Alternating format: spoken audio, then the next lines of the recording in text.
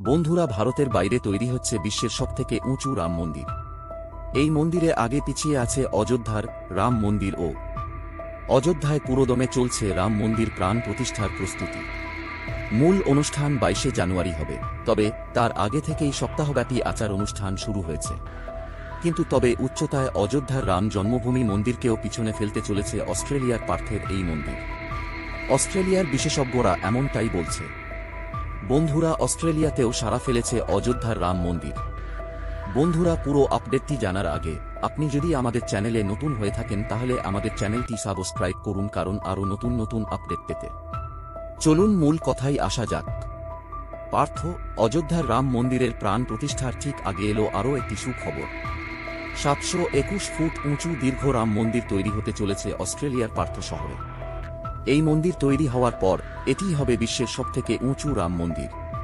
অস্ট্রেলিয়ার বিশেষজ্ঞরা এমনটাই বলছেন। শ্রীরাম বৈদিক এবং সাংস্কৃতিক ট্রাস্ট এই মন্দির তৈরি করছে। 150 একর জায়গা জুড়ে তৈরি হবে এই রাম মন্দির এবং খরচ পড়বে আনুমানিক 600 কোটি টাকা। ট্রাস্টের উপপ্রধান হরেন্দ্র রানা জানিয়েছেন, মন্দিরের প্রচলিত ধারণার বাইরে গিয়ে তাঁরা এই রাম মন্দির নির্মাণ করছেন। বন্ধুরা, মন্দিরটি শুধু পুজোর জায়গা নয়, সাংস্কৃতিক, আধ্যাত্মিক এবং সামাজিক কাজকর্ম সহ একটি বহুমুখী কেন্দ্র হিসাবে গড়ে তোলা হবে, এমনটাই জানা যাচ্ছে। অস্ট্রেলিয়ার পার্থের রিভার রোড ধরে খুব সহজেই পৌঁছে যাওয়া যাবে এই রাম মন্দিরে।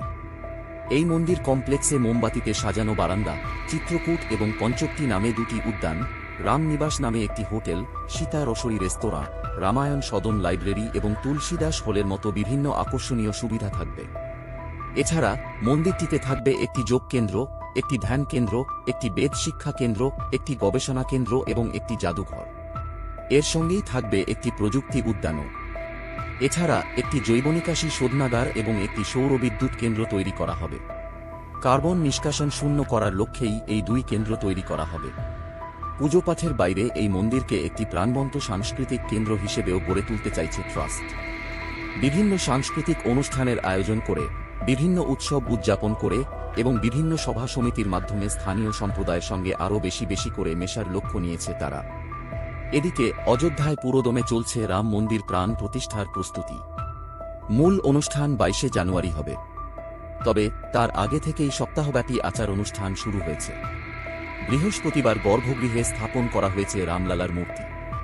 এদিন প্রথমবারের মতো গর্ভগৃহে উপবিষ্ট রামলালার মূর্তির ছবিও সামনে এসেছে। কিন্তু উচ্চতায় অযোধ্যার রাম জন্মভূমি মন্দিরকেও পিছনে ফেলতে চলেছে অস্ট্রেলিয়ার পার্থের এই মন্দির।